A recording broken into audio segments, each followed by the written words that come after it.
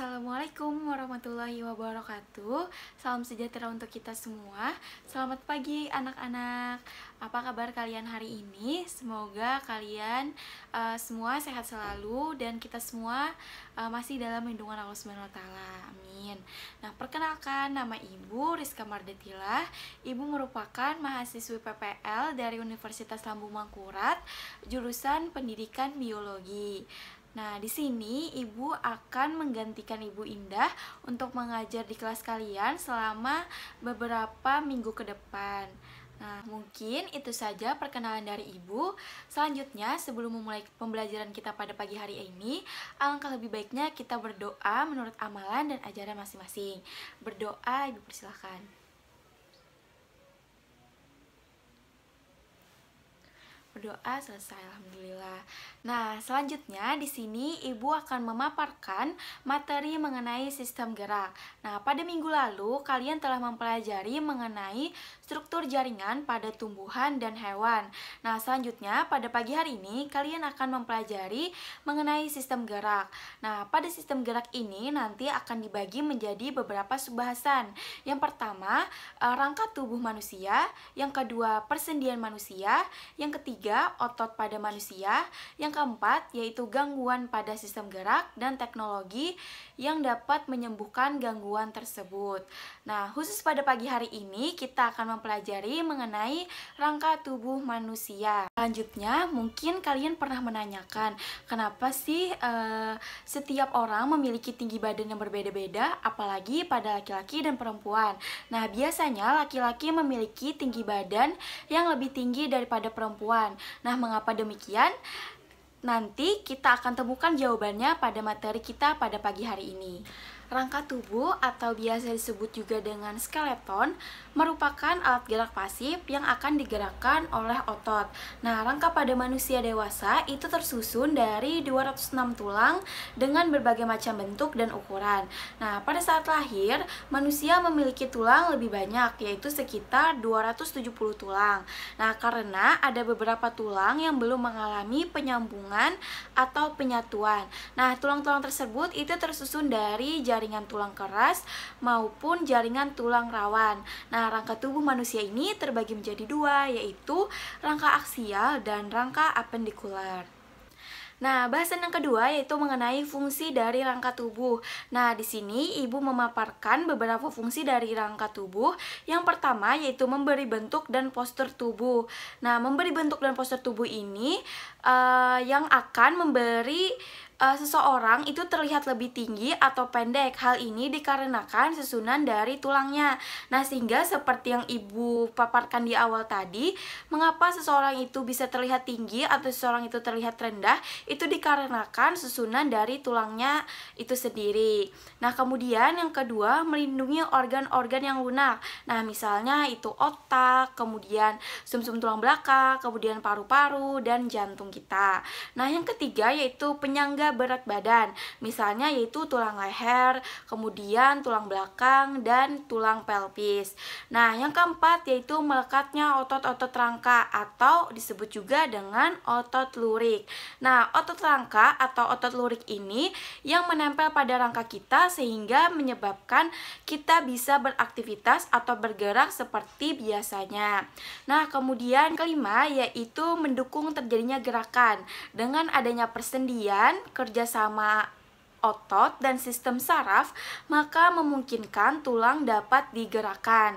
Nah, jika tidak adanya kerjasama antara otot, sistem saraf, dan persendian, maka tulang kita tidak bisa digerakkan. Nah, kemudian yang keenam yaitu hematopoiesis, yaitu sebagai pembentukan sel darah putih, sel darah merah, dan keping darah pada sumsum merah.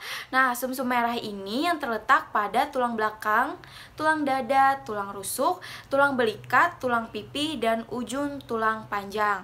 Nah, kemudian fungsi yang ketujuh yaitu tempat penyimpanan energi, yaitu simpanan lemak di sumsum kuning. Nah, bahasan selanjutnya yaitu rangka aksial. Nah, seperti yang sudah Ibu jelaskan sebelumnya bahwa rangka tubuh ini terbagi menjadi dua lagi, yaitu rangka aksial dan rangka apendikular. Nah, kemudian nanti di rangka aksial ini terbagi menjadi berbagai macam tulang. Nah, rangka aksial ini merupakan rangka sumbu tubuh yang menyusun poros tubuh dan memberikan dukungan serta perlindungan pada organ seperti di kepala, leher, dan badan. Nah, tugas dari rangka aksial ini untuk menjaga postur manusia agar tetap tegak dengan cara mentransmisikan berat dari kepala, leher, dan badan bagian atas serta badan bagian bawah pada sendi panggul.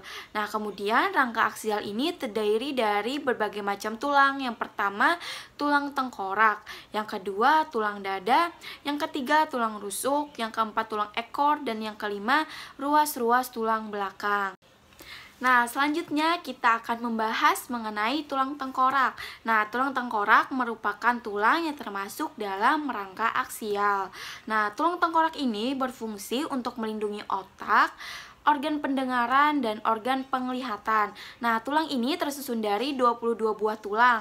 Nah, di mana masing-masing tulang ini dibagi menjadi dua kelompok, yaitu tulang kranial atau biasa disebut juga dengan tulang tempurung otak, dan tulang fasial yaitu tulang wajah.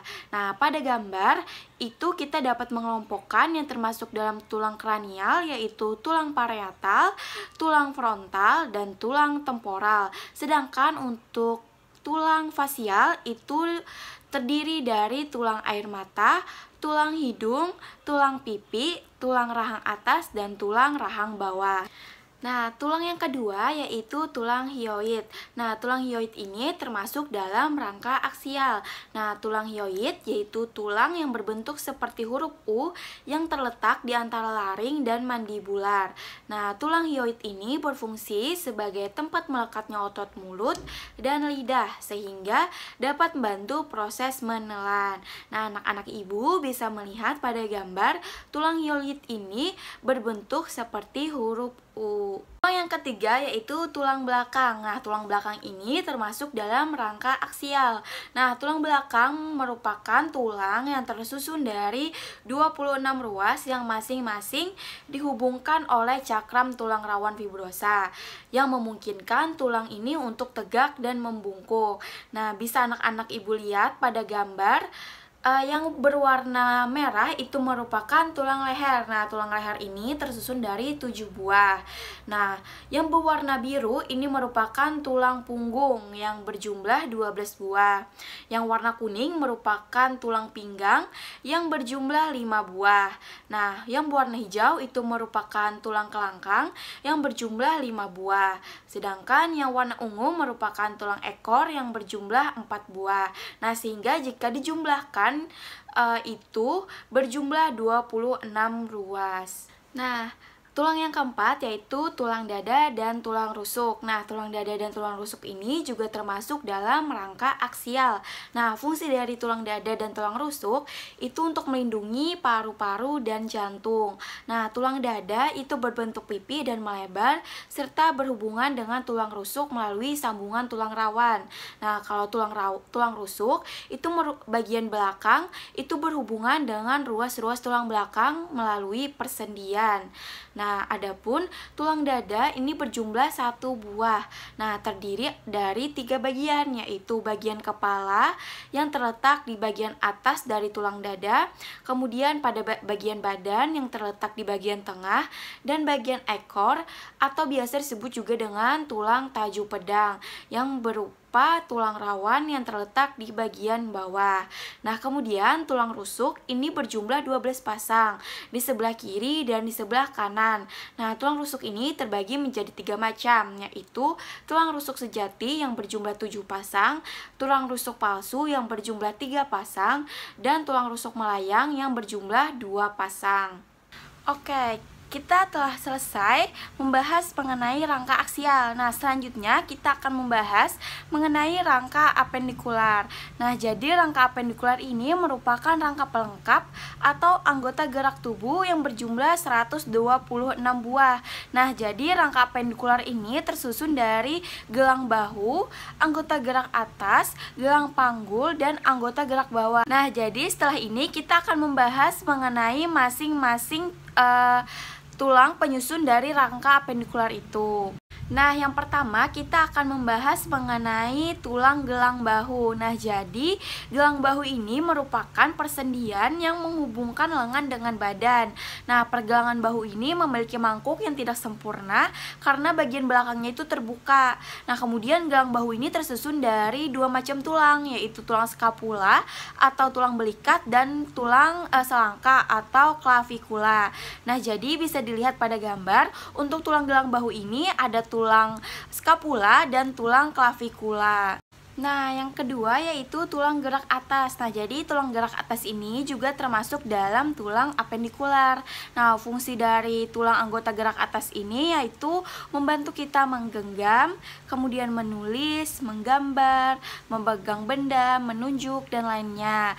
Nah, kemudian tulang gerak atas ini tersusun dari berbagai macam tulang seperti clavikula, scapula, humerus, radius, ulna, karpal, metakarpal, dan falanges. Nah, untuk susunan tulang ini kalian bisa melihat langsung dari gambarnya. Nah, tulang yang ketiga yaitu tulang gelang panggul atau pelvis. Nah, jadi tulang ini juga termasuk dalam rangka apendikular. Nah, fungsinya untuk menyangga berat tubuh serta melindungi bagian dalam rongga pelvis yang berisi organ kandung kemih dan organ reproduksi pada wanita.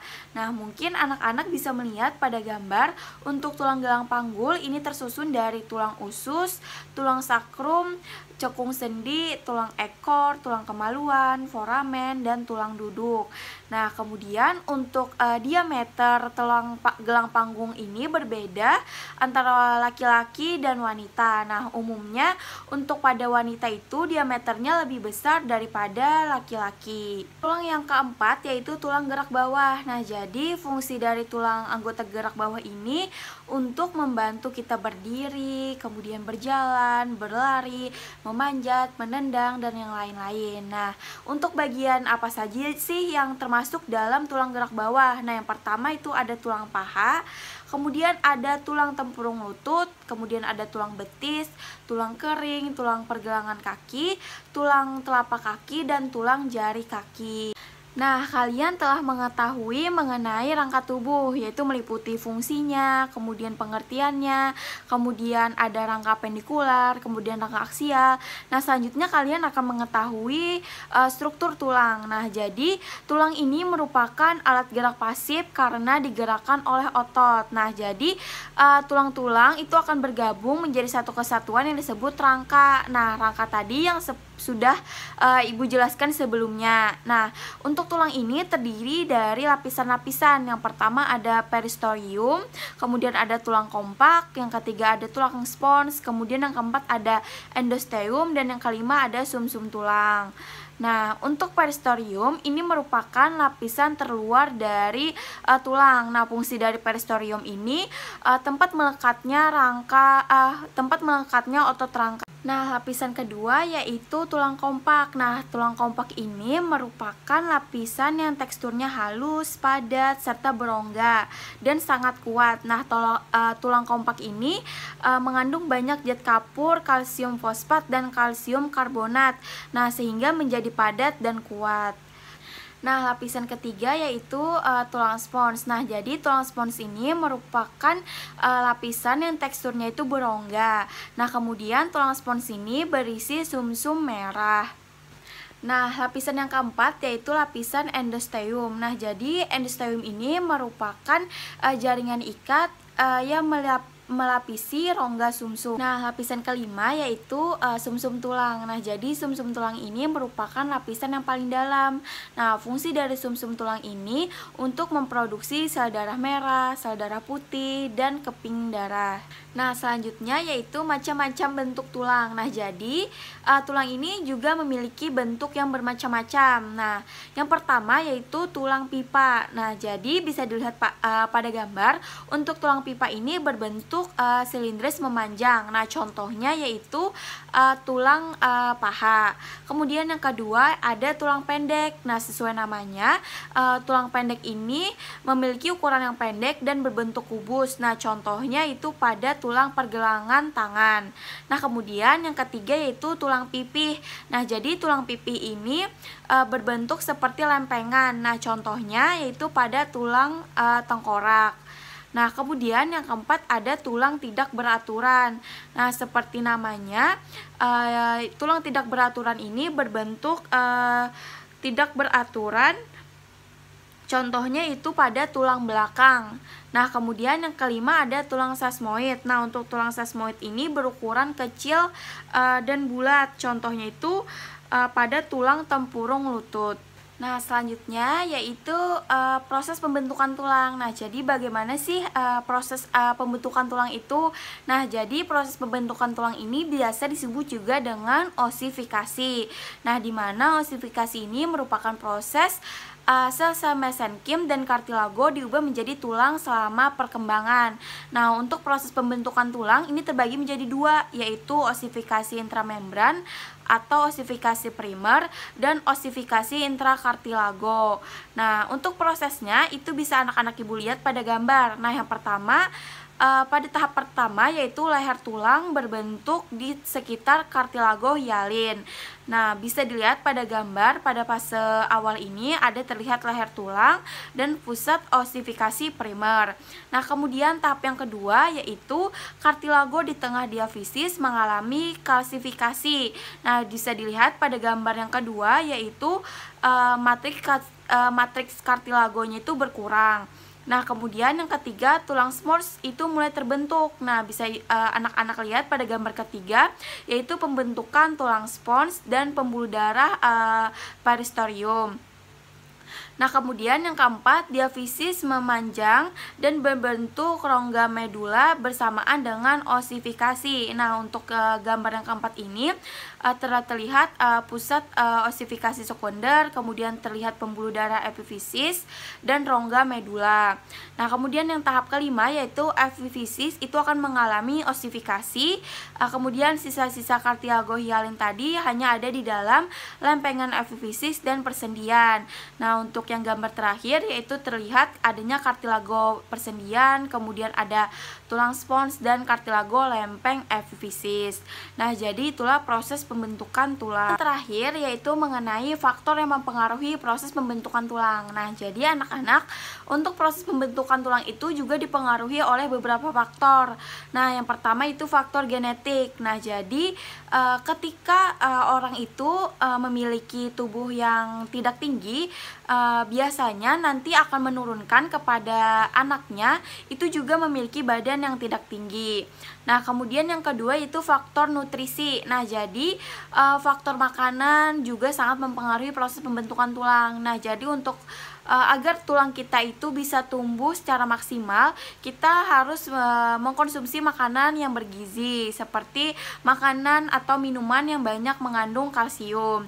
Nah, kemudian yaitu faktor endokrin atau hormon. Nah, jadi hormon ini juga mempengaruhi proses pembentukan tulang, ya, seperti hormon kelamin, kemudian hormon paratiroid. Nah, kemudian yang keempat yaitu faktor sistem saraf. Nah, jadi ketika seseorang mengalami gangguan pada saraf, itu juga nantinya akan mempengaruhi proses pembentukan tulang tersebut. Oke anak-anak, nah jadi penyampaian atau pemaparan materi Ibu pada pagi hari ini telah selesai. Jadi kalian telah mengetahui mengenai pengertian rangka, kemudian fungsi rangka, kemudian rangka aksial, rangka apendikular, kemudian mengenai struktur tulang, bentuk tulang, proses pembentukan tulang, dan yang terakhir faktor yang mempengaruhi pembentukan tulang. Nah, Ibu harapkan kalian sudah memahami mengenai materi tersebut. Nah, selanjutnya di akhir nanti Ibu akan memberikan video mengenai rangka tulang pada manusia, sehingga mungkin kalian akan mudah untuk menghafalnya. Nah, Ibu terima kasih atas perhatiannya kepada anak-anak Ibu. Ibu tutup, Ibu minta maaf jika ada kesalahan dalam penyampaian.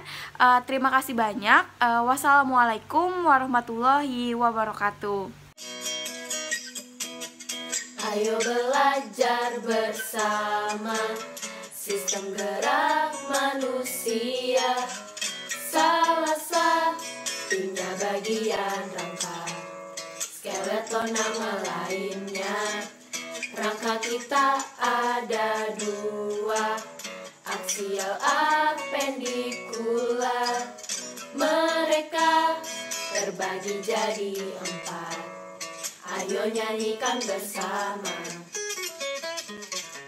Tengkorak